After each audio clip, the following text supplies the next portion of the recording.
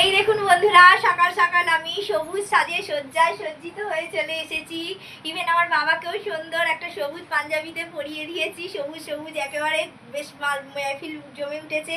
সোমবার দিন, শ্রাবণ মাসে সবাইকে সবুজ নাকি পড়তে হয় বাবার বার। সোমবার দিন আমি একটুখানি সবুজে সবুজে সেজে উঠেছি।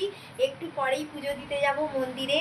ঘরে যে মহাদেব আছে, আমার পৃথিবীর বিভিন্ন স্থানে যে শিব আছে, সে শিব আমার ঘরে বিরাজ করে।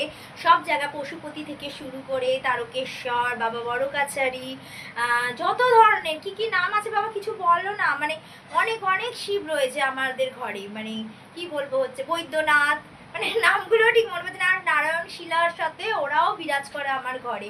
আমার ঘর যেন মানে শিবের 6 লাক্ষার হয়ে উঠেছে। আমার বাবা খুব ভালো পুজো করে। পুজো করলে আমি সামনে বসে থাকি। ধর্মকর্মে মন আছে, ধর্মকর্ম